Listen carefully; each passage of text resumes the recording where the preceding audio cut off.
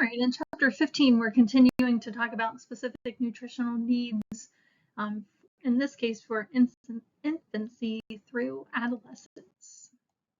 So as we did with our pregnant moms and during breastfeeding, again, just talking about some of those nutritional needs in this specific age group ranging from infants, toddlers, preschoolers, and teenagers.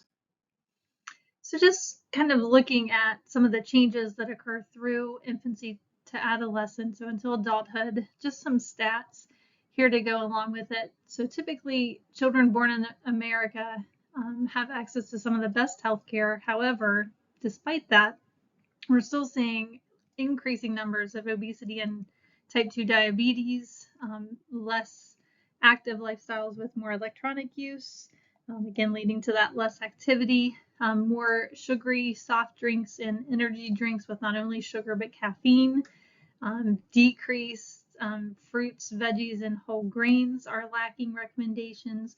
So again, lots of improvements still needed, even though we have access to all kinds of information in nutrition supplements. So in normal growth for infancy, this is the period by far that we experience the largest growth rate. Just to put that in perspective, weight doubles in about 4 to 6 months and it triples within the first year. At no other point in our life are we increasing or growing at that rate, and height is increasing, kind of doubling about 50% in that year. So after that huge period of growth, it takes about another 5 years before we double in weight, and typically height maximizes around 19. So nutritional needs to support that growth are huge during especially the first 5 years of development, and definitely the first year. So this of course includes lots of calories to keep up with that energy demand, protein for building muscle, calcium for those bones, iron to help support muscle development and brain development, and zinc for immune health, and all of that. So it's all the micronutrients and all of the macronutrients, but especially the protein, calcium, iron, and zinc. There are a few different measurements that will constantly be looked at to look for any type of undernutrition. So the growth is always the biggest indicator of nutritional health during those first, especially the first year and even the first 5 years. So poor eating during those stages hampers cell division that leads to growth and development. So if there's poor eating during that, it totally equals smaller size as far as height and weight. So again, that adequate dietary pattern later on. So, if you have poor nutrition the first 5 years, but then great nutrition the next 5, that does not compensate. That nutrition during those first few years is so important, and especially for brain health. So the brain grows faster during the first year than any other time. So again, that first year, whenever we are developing and growing at such a huge rate, that nutrition is so incredibly important. So because of that, there are multiple well checks that are done. There are growth charts and measuring head circumference. So the growth chart is looking at average height and weight. They're put into a percentile. And the range is huge, but 50% is considered average. And because everyone develops differently and we offset those first few years, like some people, worry about kind of a chunky baby or even a little smaller, that'll have long-term, consequences or some indicator. But actually, unless they're below, like in the 5th percentile, that's underweight. If they're 90 or 95, that's overweight. So there's a huge fluctuation, huge range there that is considered normal by those growth charts. So again, it's only if they're at the very top or very bottom that there's a lot of concern about those measurements. So back to these nutritional needs. Again, calories, absolutely most important. They need about 2 to 4 times more per pound than an adult. So again, of course, they're much smaller, so they're not eating as much. But if we just compare the calories per pound, again, infants and younger children need much more, and many more calories per pound. and that's provided by breast milk or formula. And we'll come back again more. We talked about this in the last chapter as well. Now, what's a little different is that most of those calories are actually going to come from fat. So fat is providing about half of the calories from that. Again, in the adult, only about 25 to 30% comes from fat, more from our carbs.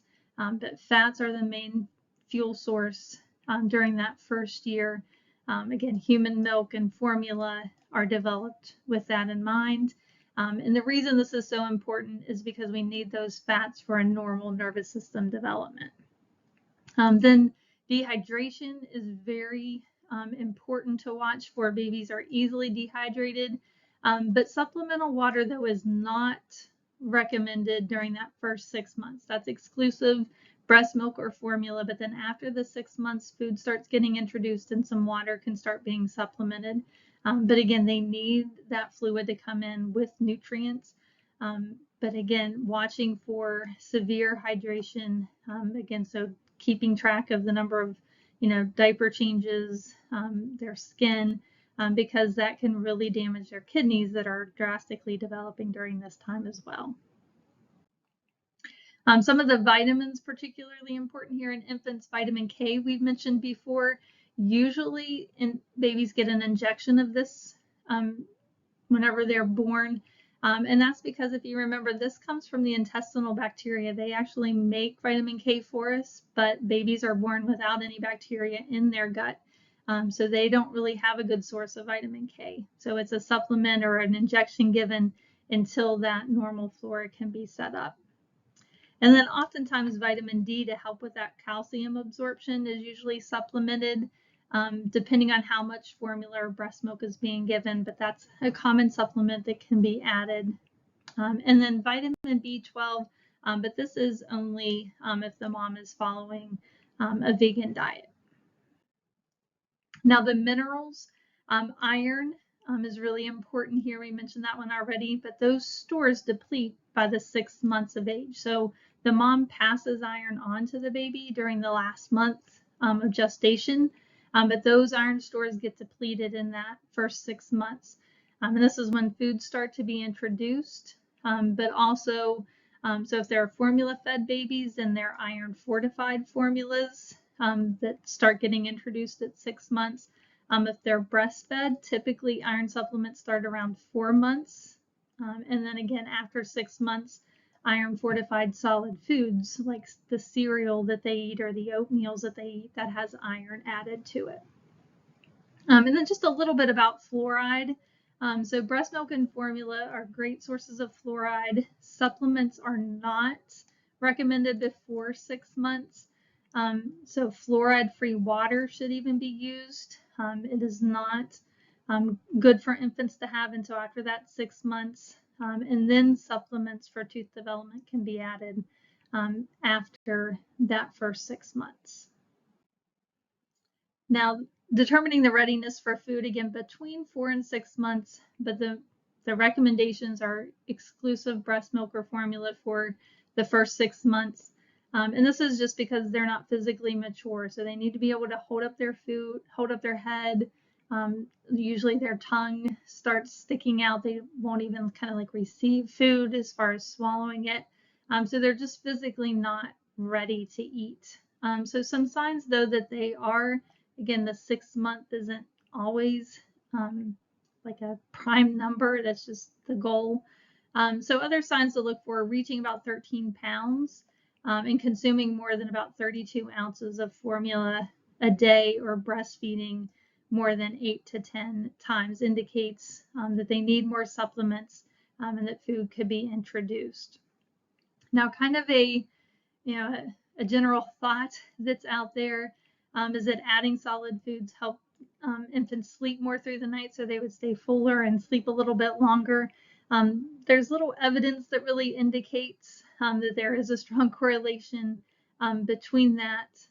So again, the idea though is just that they are needing some extra calories that they're not getting, and that food needs to be supplemented. So some some foods to look for. So whenever foods are added, it's important to do one at a time. So not mixing foods. And the main reason for this is to look for any kind of allergies. So one food, so carrots are introduced, then peas, then some kind of, other food, apples or something. So again, not mixing foods. Again, those iron fortified cereals or like rice cereals, that's the first food that is going to be given. And then just little, little serving sizes. So very small amounts that are given. And that just provides time to look for any type of food intolerance or allergy. And then waiting 3 to 5 days before introducing a new food that would be being looked at. So again, if rice cereal has been used for a month or so and you start adding in other foods, wait 3 to 5 days of using that same carrots or peas or whatever before adding in something else. There's a new kind of approach that's out there. It's called baby-led weaning. And this is an alternative way.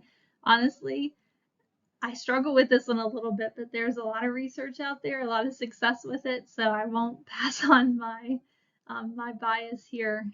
But this is so at that 8-month age, most infants can pick up food with their grasp. So what they do here is they actually give infants large handheld, relatively soft foods, like a whole food. So giving them, like a whole banana or a whole strawberry or something to that effect. And again, my initial reflex is they're going to choke. But again, there's a lot of research that shows that this is very successful. So within a few months, they can start their little pincer grasp so that they can pick up those smaller pieces. But letting them eat on their own helps develop a lot of cognitive and a lot of dexterity skills. But also early results show that there's less food fussiness, so they're less picky. They're more accepting of a wider variety of foods if they can feed themselves.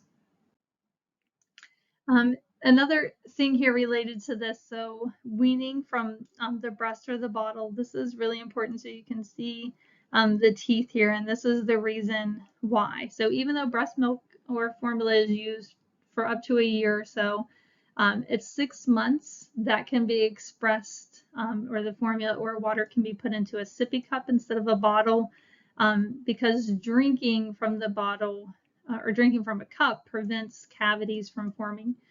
So just the sucking nature, and then it just puts all of that carb-rich milk or formula right around those teeth. It just lays in there. The bacteria love the carbohydrates and start releasing acids. So even during the first 6 months or after the first 6 months, introducing the sippy cup, decreasing the bottle, and then by 1 year, drinking pretty well exclusively from the cup, and definitely by 18 months, no more bottle to help prevent those cavities. So what not to feed an infant? So excessive formula or even breast milk. So again, not overfeeding, so helping them to develop those satiety cues and an appetite cue so that they know that they're full.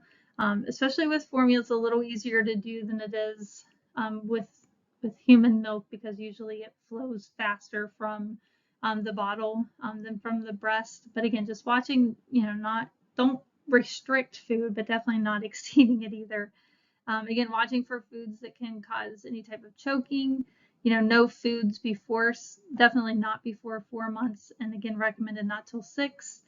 So cow's milk should not be used as a replacement for human milk or infant formula. The amount of fat, protein, it has way too much protein in it. The kidneys aren't ready for that yet. So even though it has some of the other stuff, cow's milk really should not be replacing the milk or formula. Goat's milk should not be used. It doesn't have as many nutrients in it. Again, it can have a few more proteins than the kidneys can handle. So other, plant-based milk alternatives should be excluded as well. And then, excessive Fruit juice, none for infants and even in toddlers, not using a lot of fruit juices and mainly for the reason of added sugars, but that can be in different foods as well. And also staying away from lots of seasonings and from processed foods. Again, just because, again, whole foods and home prepared foods are much better than those processed foods. All right, just some of the guidelines as far as infant feeding. So again, we've mentioned quite a few of these already, but the first 6 months, again, exclusive human milk, so breast milk or iron fortified formula, if that's not an option. And then vitamin D typically is supplemented soon after birth to help with that calcium absorption. Then at 6 months, now we're going to introduce those nutrient dense foods, again, complementary, still breastfeeding or formula feeding, and then introducing potentially allergenic foods. Again, watching that 3 to 5 days, but introducing them at this point so that they're known early. And just a variety of foods to help increase, acceptance and, more likely to keep eating different foods later in life. And it's important that they are rich in iron and zinc.